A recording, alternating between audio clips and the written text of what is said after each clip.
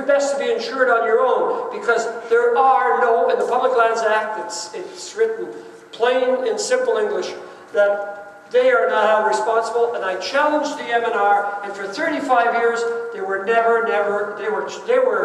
they were charged, but they were never found guilty of any offense. So therefore, they are not liable, so don't take their crap that they're liable.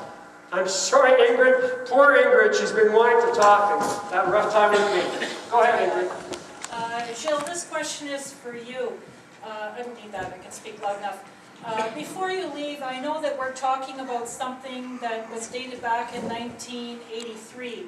Is there a way that it could be challenged? Because as you know, can everyone hear me? Yeah. In 1983, it was a different time. We look back at where the economy was back in 1983 to where we are in 2011. Could we not bring that back to the forefront and say, look, we don't have the tourism, we don't have what we had in 1983. Could we not bring that as a platform? For some of you, I don't know, some of you know I'm the person that does a lot of research. I went back to 1884 about the fishing. I've gone back to all of the statistics. I've read all of the manuals that we've done in all of the remote, all of this stuff pertaining to this.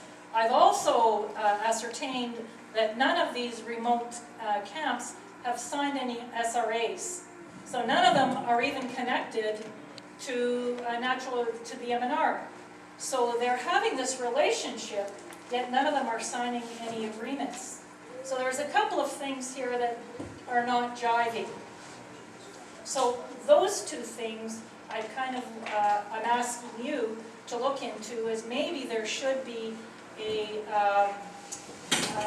maybe another look at is to why are they not in common times, and why are we looking at something that was dated back into the 80s and not into the times.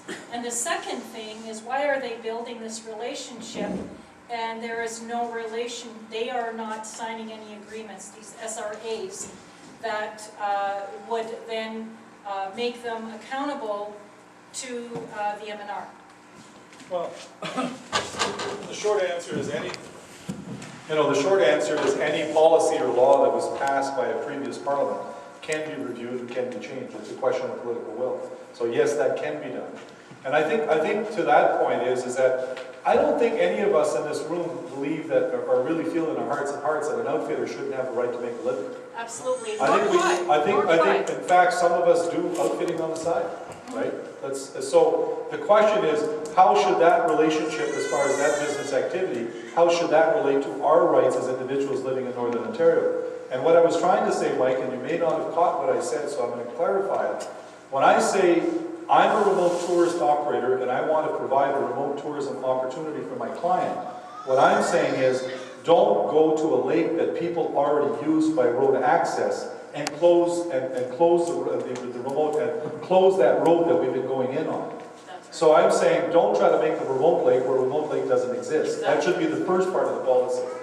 The second part of the policy, and I agree with you, is that these are crown lands. And if, let's say, I'm the Gilles Bisson remote tourist outfitter, and I go to Lake X somewhere in the middle of the bush and there's no road, well, anybody should have the right to come to that lake as well, as long as you can get there, by, whatever means, a plane, or you walk in or do whatever. You should have the right to fish. I don't argue that you shouldn't, because you and I are smart enough to know not a whole bunch of anglers are as dedicated as is needed to be able to get into those kinds of lakes. So it'd be very limited incursions on the part of the local population.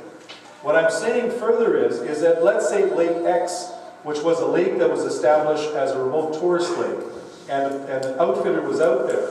Then what we need to do, if the forest management road goes in there, we need to get into the forest management process. Okay, what should we allow or not allow, and try to work that out with our local citizens committee, because it won't be the same for every lake. Exactly. If you go to Lemoyne Lake, I think it'd be very different than, let's say, a smaller lake. So I think you have to allow local citizens to figure out what happens in a case like that. But the basis of the argument is, these are public lands. And as public lands, we have a right to it. The second part is, in regards to people not signing agreements, that's the first I hear about that one. Yeah, I can show you documents. Yeah, I wouldn't mind, because that I'm not aware of, because what's supposing to happen is the outfitter, if they're a bona fide outfitter, is supposed to get into a land use, they get a land use permit, and then they sign an agreement with the ministry, and if you're telling me None they're of them not have doing, signed. well, I would like to see that, because that I'm not aware of. And the last thing, just one more last point, is that each district is managed differently. So what happened in the area in Wawa is managed differently than in the Chateau area, and that makes it very difficult. It does, but it doesn't. Listen, I'm a big believer that we need to find ways so that people locally can find their own solutions. Right.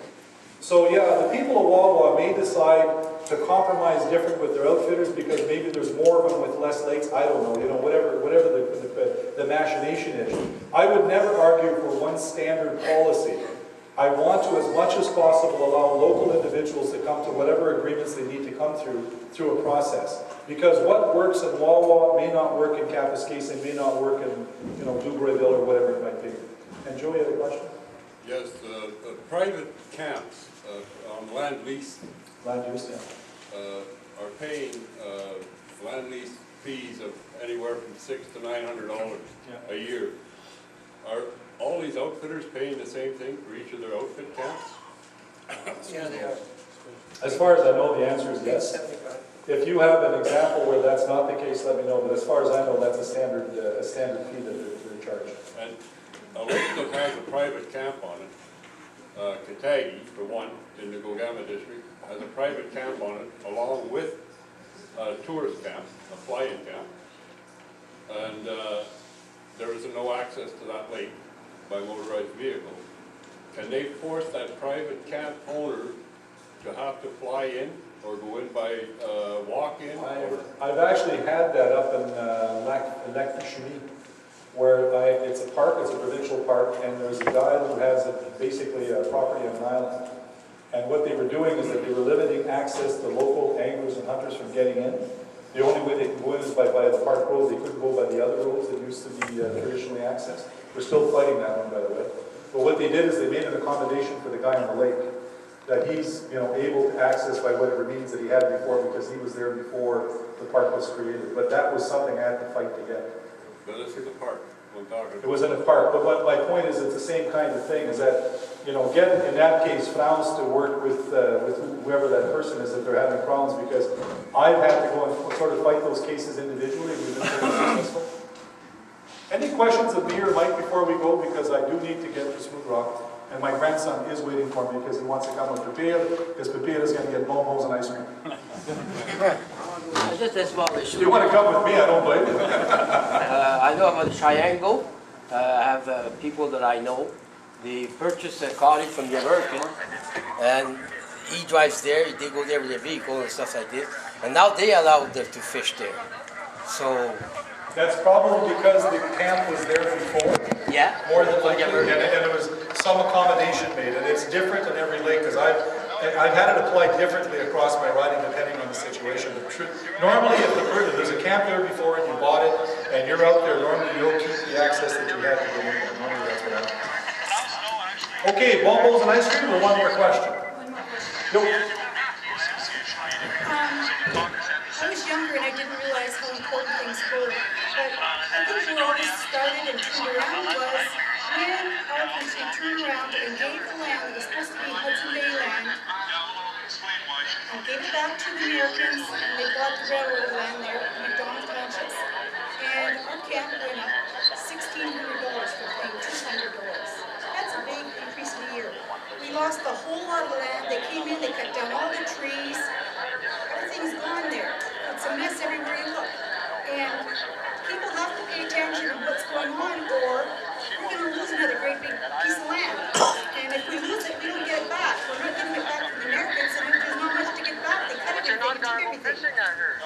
So I think we have to really pay attention to what's happening in the news. And I think that's where organizations like this play an important role. So listen, good luck everybody. We're there with you. Mike and I are going to do the battles that need to be done at Queen's Park. We plan on giving Linda her walking papers. so that will be your first start on October the 6th with your help. And I can leave you my card, and if there's anything for Mike and I, don't be afraid to call Flam. She would have been here. She can't because she's otherwise somewhere else. And with that, it's bon bon and ice cream time and smooth rock calls.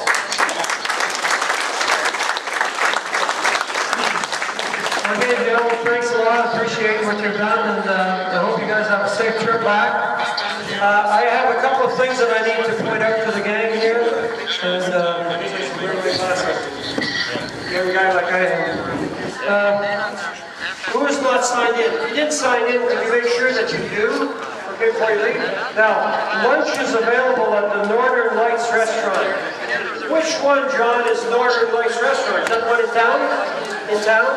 Okay, lunch is available there. Now, before we're not finished here, maybe almost finished, but those of you who are going in the bush with an ATV to help the removal of trees and the decommissioning of the road, could I have a show of hands?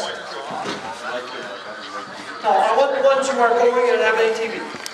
1, 2, 3, 4, 5, 6, 7, 8, 9, 10, 11, 12, 13, 14, 15, 16, 17, 18, 19, 20. Okay, what I'm getting at is I wonder if you could stay behind here so we could talk a little bit more about, there's no use telling everybody what's out there and what we're going to do. And Lou Magnuson is the kingpin.